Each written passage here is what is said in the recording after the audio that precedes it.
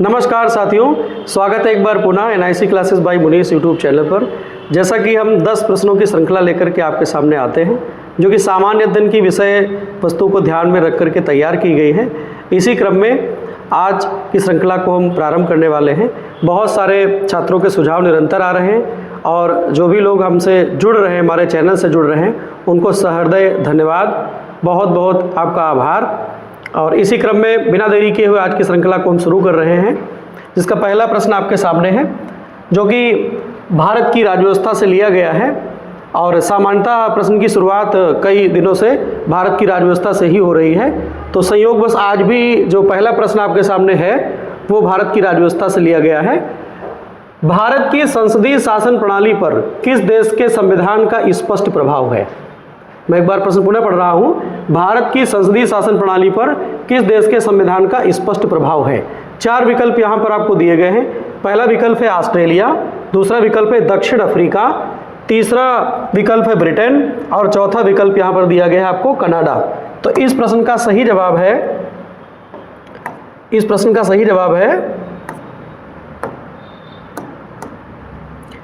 Britain. Britain से भारत में संसदीय शासन प्रणाली को ग्रहण किया गया है। जो हमारे देश में संसदीय शासन प्रणाली को अपनाया गया है, उसका जो स्रोत है वो ब्रिटेन है। बचे हुए विकल्पों पर भी हम चर्चा करेंगे। ऑस्ट्रेलिया, दक्षिण अफ्रीका, ब्रिटेन और कनाडा। तो ऑस्ट्रेलिया के संविधान से समवर्ती सूची की भाषा ली गई है। ऑस्ट्रेलिया के संविधान से समवर्ती सूची की भाषा ली गई है। समवर्ती सूची की भाषा ऑस्ट्रेलिया के संविधान से ली गई है। दक्षिण अफ्रीका के संविधान से संविधान संशोधन की प्रक्रिया को ग्रहण किया गया है। संविधान संशोधन की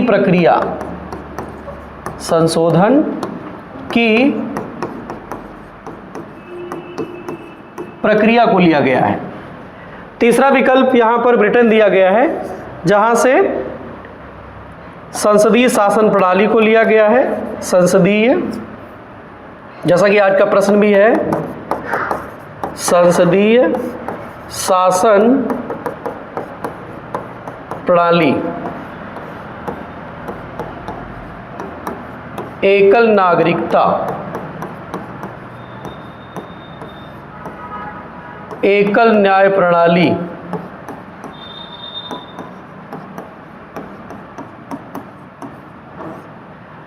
आदि लक्षण जो है वो ब्रिटेन के संविधान से ग्रहण किए गए हैं। कनाडा के संविधान से संघीय शासन प्रणाली को ग्रहण किया गया है। संघीय शासन प्रणाली कनाडा के संविधान से ली गई है। संघीय शासन प्रणाली को अगर हम ध्यान में रखें तो भारत में वर्तमान समय में 28 राज्य और 8 केंद्र शासित प्रदेश हैं। भारत में अगर देखा जाए तो भारत संघ में 28 राज्य इस समय हैं, 28 राज्य और 8 केंद्र शासित प्रदेश हैं। याद रखना है आपको। तो एक बार मैं पुनः विकल्पों पर चर्चा करना चाहूँगा। समवर्ती सूची की भाषा जो है वो ऑस्ट्रेलिया के संविधान से ली गई है। दक्षिण अफ्रीका के संविधान से संविधान संशोधन की प्रक्रिया को ग्रहण किया गया है। ब्रिटेन के संविधान से संसदीय शासन प्रणाली, एकल नागरिकता, एकल न्याय प्रणाली आदि लक्षणों को ग्रहण किया गया है। और कनाडा के संविधान से संघीय शासन प्रणाली को ग्रहण किया गया है। वर्तमान समय भारत संघ में 28 राज्य और 8 केंद्र शासित प्रदेश हैं। और हमारे संविधान का जो पहला अनुच्छेद है, अनुच्छेद 1, संविधान का अनुच्छेद 1 कहता है भारत अर्थात इंडिया, भारत अर्थात इंडिया, भारत अर्थात इंडिया राज्यों का संघ है। भारत अर्थात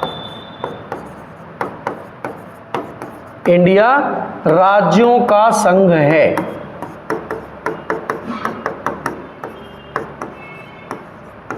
याद रखना है आपको, अनुच्छेद 1 में संघीय शब्द का प्रयोग किया गया और कहा गया है भारत अर्थात इंडिया राज्यों का संघ है। अनुच्छेद 1 में भारत को 2 नामों से संबोधित किया गया है, एक भारत और इंडिया। अगले प्रश्न पर आते हैं। आज की श्रृंखला का जो अगला प्रश्न है, भारत में सिंधु घाटी सभ्यता का सबसे बड़ा स्थल कौन सा है? ध्यान रखिएगा, यहाँ पर भारत में पूछा गया आपसे। भारत में सिंधु घाटी सभ्यता का सबसे बड़ा स्थल कौन सा है? 4 विकल्प यहाँ पर आपको दिए गए हैं। पहला विकल्प है राखीगढ़ी, दूसरा विकल्प है आलमगीरपुर, और तीसरा विकल्प है लोथल, और चौथा विकल्प है कालीबंगा। इस प्रश्न का सही जवाब है राखीगढ़ी। राखीगढ़ी कहाँ पर है? हम लोग जानते हैं यह हरियाणा राज्य में, वर्तमान समय में हरियाणा राज्य में है, और भारत में खोजा गया सिंधु घाटी सभ्यता का सबसे बड़ा स्थल है। आलमगीरपुर कहाँ पर है? तो आलमगीरपुर उत्तर प्रदेश में है। आलमगीरपुर उत्तर प्रदेश में है, मेरठ के निकट, याद रखना है, मेरठ के निकट। आलमगीरपुर कहाँ है? तो उत्तर प्रदेश में है, मेरठ के निकट है, और हिंडन नदी के किनारे है, यह भी याद रखना है आपको, हिंडन नदी के किनारे है, यह भी याद रखना है आपको। आलमगीरपुर कहाँ है? तो मेरठ उत्तर प्रदेश में है और हिंडन नदी के किनारे है। और यहाँ से प्रश्न बनने की संभावना रहती है कि सिंधु घाटी सभ्यता का यह सबसे पश्चिमी स्थल है, सिंधु घाटी सभ्यता का सबसे पूर्वी स्थल है, सिंधु घाटी सभ्यता का यह सबसे पूर्वी स्थल है, सबसे पूर्वी स्थल है, यह आपको याद रखना है। लोथल यह गुजरात राज्य में है, गुजरात राज्य में है, और किस नदी के किनारे है? तो आपको याद रखना है भोगवा नदी के किनारे है, भोगवा नदी के किनारे है। कालीबंगा कहां पर है? तो कालीबंगा राजस्थान राज्य में है, कालीबंगा राजस्थान राज्य में है। यहां पर पूर्वी स्थल है, याद रखना आपका, यह सिंधु घाटी सभ्यता का सबसे पूर्वी स्थल है। आलमगीरपुर उत्तर प्रदेश के मेरठ के निकट स्थित है, हिंडन नदी के किनारे है।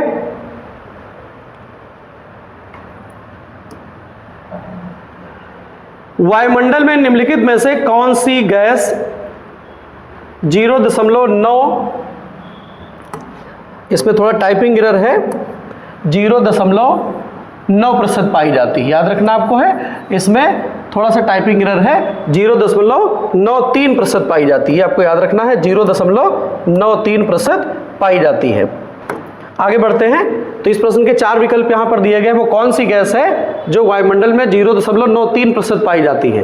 पहला विकल्प है यहाँ पर कार्बन डाइऑक्साइड, दूसरा विकल्प है नाइट्रोजन, और तीसरा विकल्प है यहाँ पर ऑक्सीजन, और चौथा विकल्प यहाँ पर दिया गया है आर्गन। तो इस प्रश्न का सही जवाब है आर्गन। आर्गन की मात्रा 0.93% पाई जाती है। ऑक्सीजन की मात्रा लगभग 21% पाई जाती है, और नाइट्रोजन की मात्रा लगभग 78% पाई जाती है, और कार्बन डाइऑक्साइड की मात्रा 0.03% पाई जाती है, याद रखना है आपको, 0.03% कार्बन डाइऑक्साइड पाई जाती है, नाइट्रोजन लगभग 78% पाई जाती है, ऑक्सीजन लगभग 21% पाई जाती है, और आर्गन 0.93% पाई जाती है, याद रखना है आपको। तो ये वायुमंडल की सबसे ज़्यादा पाई जाने वाली अक्रिय गैस है, ये कोई अभिक्रिया नहीं करती है, अक्रिय गैस है, आपको याद रखना है।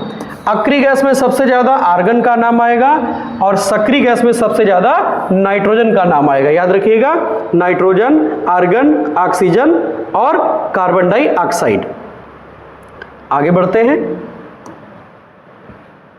निम्नलिखित में से किसे पहली बार मरणोपरांत भारत रत्न पुरस्कार प्रदान किया गया था?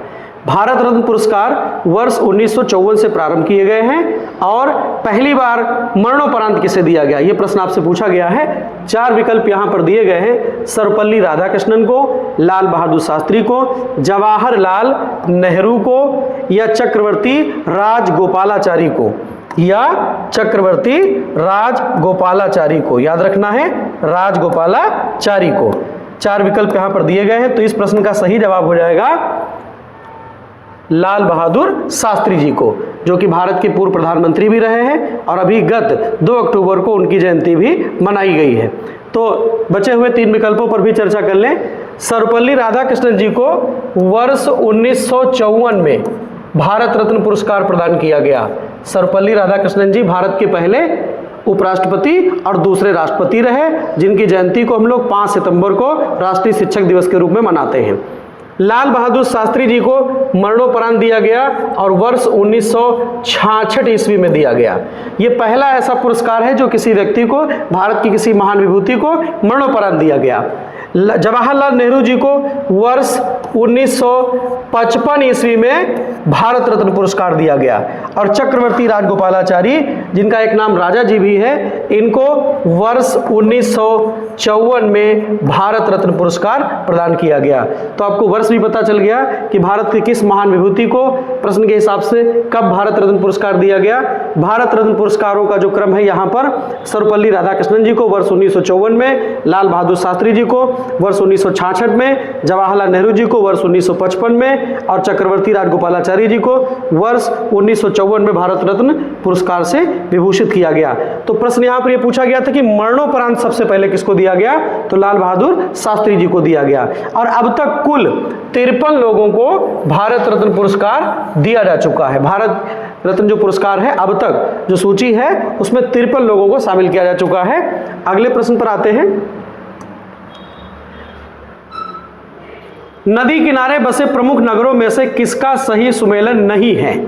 नदी किनारे जो शहर बसे हुए हैं, इसमें से किसका सही सुमेलन नहीं है? नहीं है पर हमें ज़्यादा ध्यान देना, यहाँ पर हमें सावधानी बरतनी है और परीक्षा में ऐसी गलती हो जाती है तो कम से कम प्रश्न को 2 से 3 बार यहाँ पर पढ़ना है और ये जरूर देखना है कि हाँ पूछा जा रहा है कि ना पूछा जा रहा है, हाँ वाला उत्तर है सही या नहीं वाला उत्तर सही है। तो 4 विकल्प यहाँ पर दिए गए हैं, 4 नगर यहाँ पर दिए गए हैं, 4 नदियाँ यहाँ पर दी गई हैं और आपसे पूछा गया है कि कौन सा विकल्प यहाँ पर ऐसा है जो सही सुमेलित नहीं है और वही इस प्रश्न का सही उत्तर माना जाएगा। तो पहला विकल्प है बद्रीनाथ, और बद्रीनाथ किस नदी के किनारे यहाँ पर प्रश्न के हिसाब से दिया हुआ है, अलकनंदा नदी के किनारे। दूसरा विकल्प है यहाँ पर जौनपुर, गोमती नदी के किनारे। तीसरा विकल्प है विजयवाड़ा, मूसी नदी के किनारे। और चौथा विकल्प है अहमदाबाद, साबरमती नदी के किनारे। तो इस प्रश्न का जो सही जवाब होगा वह हैदराबाद विजयवाड़ा जो है मूसी नदी के किनारे नहीं, कृष्णा नदी के किनारे। आप लोग लिख लीजिएगा, कृष्णा नदी के किनारे है।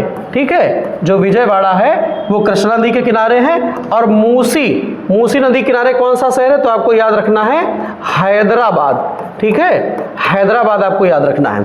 बाकी सारे विकल्प यहाँ पर सुमेलित हैं। बद्रीनाथ उत्तराखंड राज्य में स्थित है, एक बहुत बड़ा देवस्थान है और अलकनंदा नदी के किनारे है। जौनपुर गोमती नदी के किनारे है और विजयवाड़ा कृष्णा नदी के किनारे है और मूसी नदी के किनारे बसा हुआ शहर कौन सा है, तो आपको जवाब देना हैदराबाद। और गुजरात राज्य का अहमदाबाद नगर जो है वो साबरमती नदी के किनारे स्थित है।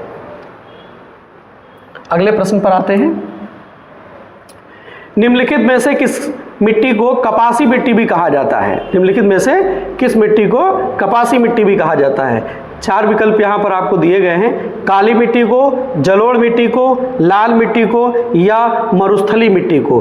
तो इस प्रश्न का सही जवाब हो जाएगा काली मिट्टी को। काली मिट्टी को कपासी मिट्टी भी कहा जाता है, कपासी मिट्टी भी कहा जाता है। क्यों कपासी मिट्टी कहा जाता है? क्योंकि यह कपास की फसल के लिए सबसे अनुकूलतम मिट्टी मानी जाती है।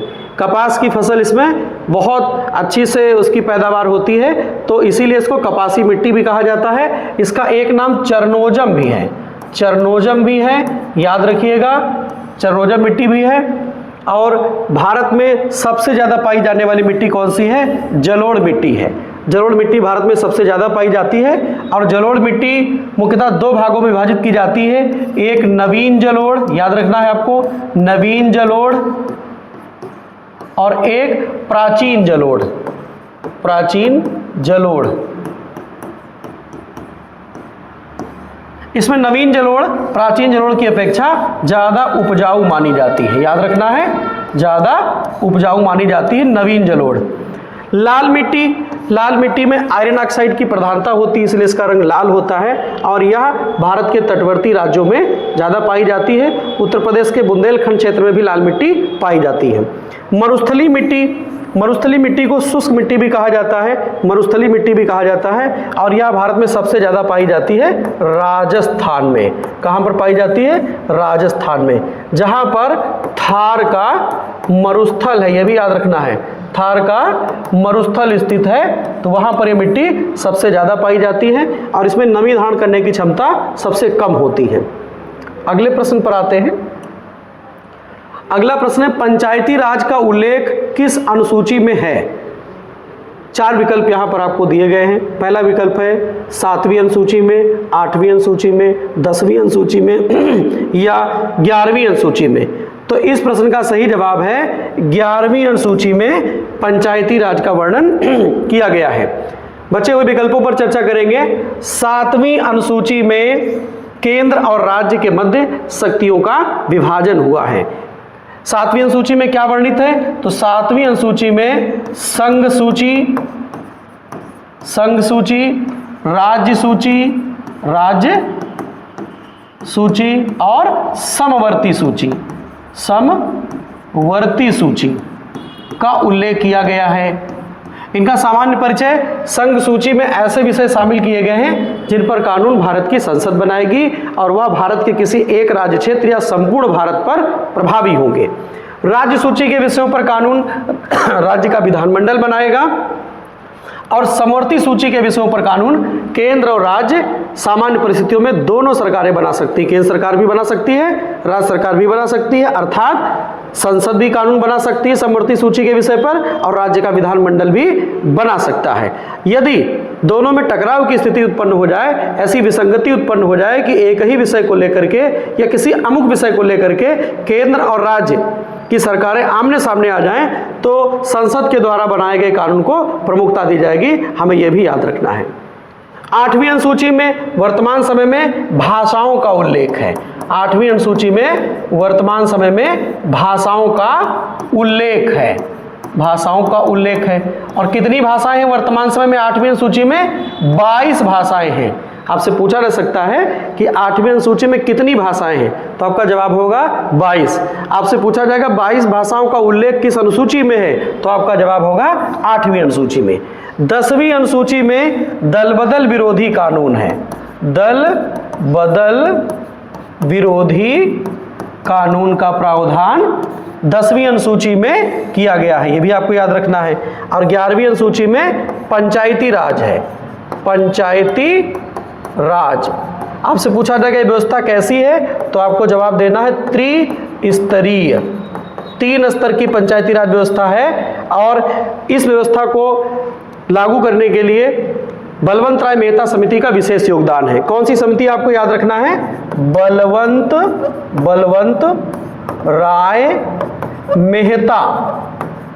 राय मेहता समिति। उन्हीं के नाम पर ही समिति का नाम पड़ा बलवंत राय मेहता। बलवंत राय मेहता जी क्या थे, तो आपको याद रखना है गुजरात राज्य के पूर्व मुख्यमंत्री।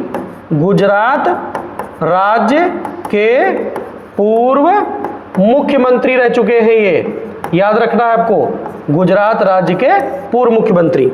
और 11वीं अनुसूची में 3 स्तर की जो पंचायती राज व्यवस्था है, तो उसका जो पहला सोपान है वो क्या है? ग्राम पंचायत। याद रखना है आपको, ग्राम पंचायत। और ग्राम पंचायत से ऊपर का नंबर 2 का सोपान कौन है, तो आपको याद रखना है क्षेत्र पंचायत। और तीसरी श्रेणी में क्या है, क्योंकि यहां पर क्या लिखा है त्रिस्तरीय, तो क्या हो जाएगा? जिला पंचायत। 3 स्तर आपके हो गए। ये ग्राम पंचायत पहला सोपान है, क्षेत्र पंचायत दूसरा सोपान है और जिला पंचायत 11वीं अनुसूची के अनुसार पंचायती राज व्यवस्था का तीसरा सोपान है। आगे बढ़ते हैं इसी क्रम में। प्रत्येक वर्ष राष्ट्रीय विधि दिवस किस तिथि को मनाया जाता है? प्रत्येक वर्ष राष्ट्रीय विधि दिवस किस तिथि को मनाया जाता है? एक दिवसीय परीक्षाओं से लेकर के तमाम आने वाली परीक्षाएं या जो गत परीक्षाएं हो चुकी हैं उनके अगर हम पेपर को देखें तो एक दिवस आपसे सामान्यतः पूछ लिया जाता है, चाहे आप आगामी यूपीएसआई की परीक्षा देने वाले हो, आगामी यूपी टेट की परीक्षा देने वाले हो, सीटेट की परीक्षा देने वाले हो, अतः यूपी SSC की परीक्षा देने वाले हो या अन्य किसी प्रतियोगी परीक्षा की अगर आप तैयारी कर रहे हैं और वहाँ पर अगर सामान्य अध्ययन से सवाल बनते हैं, आपके सिलेबस में सामान्य अध्ययन दिया हुआ है, तो वहाँ पर एक दिवस आपसे पूछा जा सकता है। और हमारा और हमारी पूरी टीम का प्रयास है कि हर श्रृंखला में हम एक दिवस को शामिल करें और बचे हुए 3 विकल्पों पर भी चर्चा करें। तो यहाँ पर 4 विकल्प बचे हुए हैं। पहला है 26 नवंबर, दूसरा है 25 दिसंबर और तीसरा है 31 अक्टूबर और चौथा और अंतिम विकल्प है 29 जून। तो इस प्रश्न का सही जवाब है 26 नवंबर को राष्ट्रीय विधि दिवस या संविधान दिवस मनाया जाता है। ठीक है, याद रखना है, राष्ट्रीय विधि दिवस या संविधान दिवस मनाया जाता है। अब ये क्यों मनाया जाता है ये भी आपसे पूछा जा सकता है, तो याद रखना है आपको 26 नवंबर वर्ष 1949 ईस्वी को, कब? 1949 ईस्वी को भारत का संविधान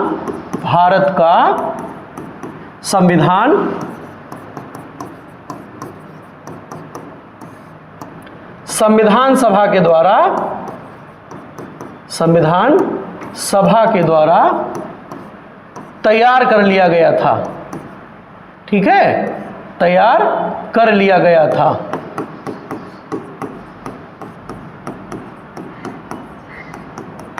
इसी उपलक्ष्य में प्रत्येक वर्ष 26 नवंबर को संविधान दिवस या राष्ट्रीय विधि दिवस मनाया जाता है। याद रखना है। तो संविधान दिवस आपसे पूछा जाएगा क्यों मनाया जाता है 26 नवंबर को, तो आप बताएंगे 26 नवंबर वर्ष 1949 ईस्वी को संविधान निर्मात्री सभा के द्वारा भारत के संविधान को पूर्ण रूप से तैयार कर लिया गया था, संविधान को अंगीकृत कर लिया गया था संविधान सभा के द्वारा। याद रखना है। 25 दिसंबर को क्या मनाया जाता है, तो 25 दिसंबर को मनाया जाता है सुशासन दिवस। याद रखना है, सुशासन दिवस। आपसे पूछा जाएगा सुशासन दिवस क्यों मनाया जाता है या किसकी जयंती के उपलक्ष्य में मनाया जाता है, तो आपको याद रखना है भारत के पूर्व प्रधानमंत्री भारत रत्न, क्योंकि वो भारत रत्न उपाधि से विभूषित किए जा चुके हैं, तो भारत के पूर्व प्रधानमंत्री अटल बिहारी वाजपेयी जी की जयंती मनाई जाती है।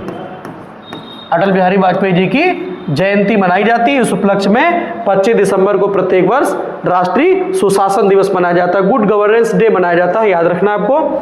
31 अक्टूबर को क्या मनाया जाता है, तो 31 अक्टूबर को मनाया जाता है राष्ट्रीय एकता दिवस। राष्ट्रीय एकता दिवस। अब ये क्यों मनाया जाता है, तो ये भारत के लौह पुरुष, भारत के पहले उप प्रधानमंत्री सरदार वल्लभ भाई पटेल की जयंती। सरदार वल्लभ भाई पटेल, ठीक है, वल्लभ भाई पटेल की जयंती के उपलक्ष्य में मनाया जाता है। याद रखना है आपको। 29 जून को क्या मनाया जाता है, तो 29 जून को मनाया जाता है राष्ट्रीय 29 जून को मनाया जाता है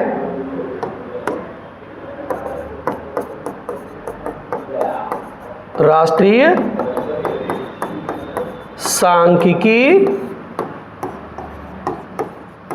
दिवस। क्यों मनाया जाता है, क्योंकि भारत के महान सांख्यिकीविद पीसी महालनोबिस प्रशांत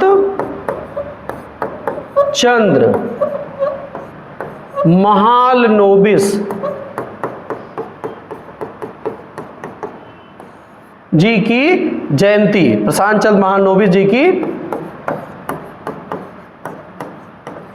जयंती के उपलक्ष्य में मनाया जाता है।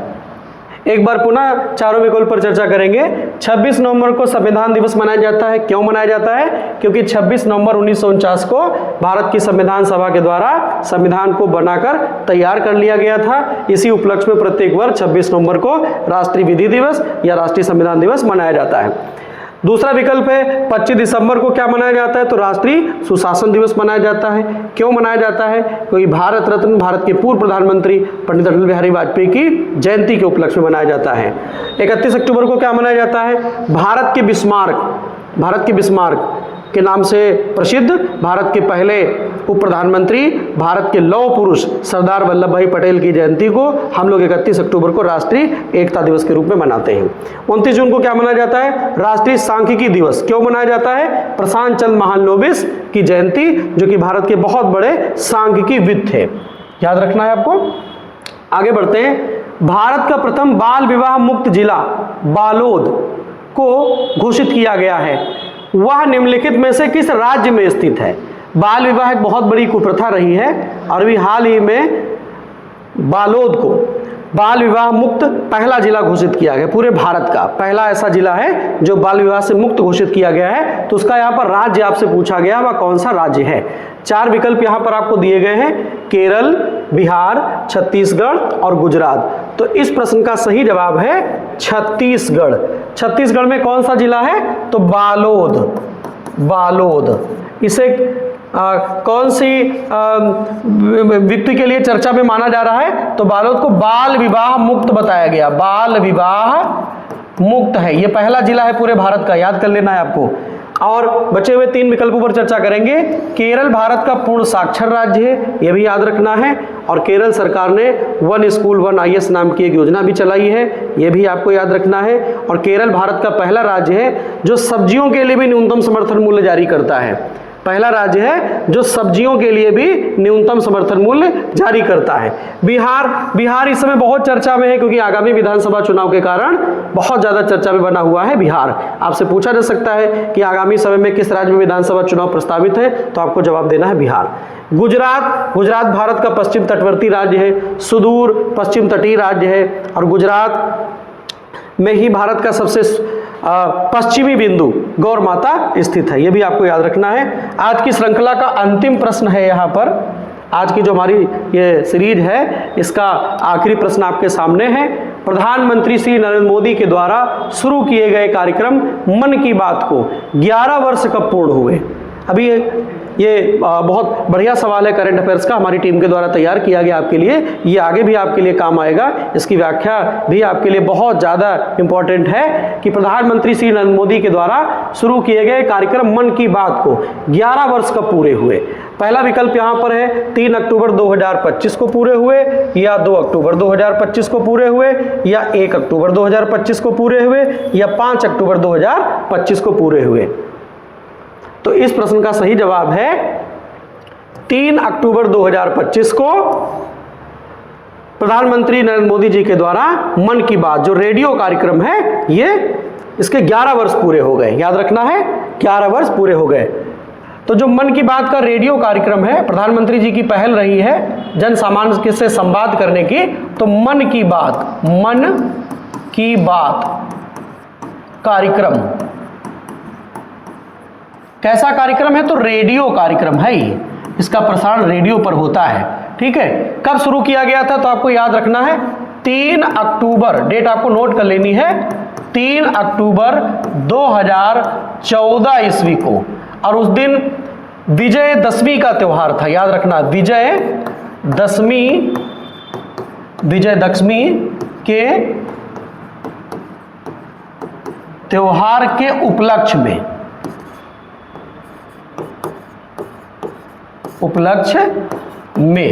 ये कार्यक्रम शुरू किया गया था।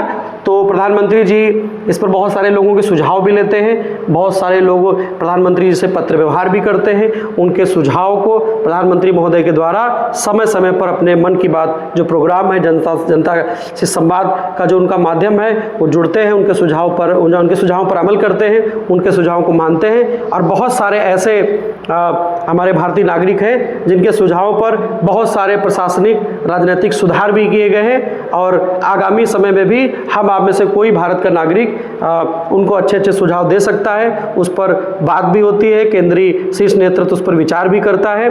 तो आज की जो हमारी श्रृंखला है आपको कैसी लगी? हम उम्मीद करते हैं कि आगामी आने वाली जो भी हमारी परीक्षाएं हैं, चाहे UPSI हो, UP टेट हो, CTET हो, अध्यापक भर्ती परीक्षा हो, या तमाम 1 दिवसीय परीक्षाएं हैं जो अधीनस्थ सेवा चयन आयोग करवाता है या उत्तर प्रदेश लोक सेवा आयोग के द्वारा करवाई जाती हैं, उनमें हमारी जो टेस्ट सीरीज है ये निर्णायक भूमिका सिद्ध करने वाली है। आप हमें अपने सुझाव भी देते रहिएगा। निरंतर जुड़ने के लिए सहृदय धन्यवाद। और हमारे बहुत सारे छात्र ऐसे हैं जो सेवारत हैं, और बहुत सारे ऐसे छात्र हैं जो ऑफलाइन हमारी class new ideal competition classes गोला गोकरणनाथ मोहम्मदी रोड पर आते हैं, यहाँ पर शिक्षारत है। तो बहुत सारे छात्रों का सुझाव है कि वीडियो सब्जेक्ट वाइज अलग अलग बनाए जाएं। उदाहरण स्वरूप अगर हम बात करें तो बहुत सारे छात्रों ने सुझाव दिया है यहाँ पर व्यक्तिगत तौर पर, और हमारे कुछ शिक्षक साथियों ने भी सुझाव दिया है कि UPSI आगामी परीक्षा है उसको ध्यान में रख करके भारतीय राज्य व्यवस्था और हमारी जो भारतीय न्याय संहिता है, जिसको 1 जुलाई 2024 के पूर्व भारतीय दंड संहिता के नाम से जाना जाता था, उससे जुड़े हुए तथ्यात्मक प्रश्नों को यहाँ पर हम आपके सामने प्रस्तुत करें। तो हमारी टीम का पूरा प्रयास है उस पर हमारा पूरा काम चल रहा है। और आगामी यूपी टेट और जितनी भी आगामी परीक्षाएं जिनके कैलेंडर उनके आयोगों के द्वारा जारी कर दिए गए हैं या समाचार पत्र पत्रिकाओं के माध्यम से, सोशल मीडिया के माध्यम से जो ऑथेंटिक जानकारी मिली है, जो भी परीक्षाएं होने वाली हैं उन पर हमारी टीम नज़र बनाए हुए है। आप अपने सुझाव में देते रहिएगा। धन्यवाद।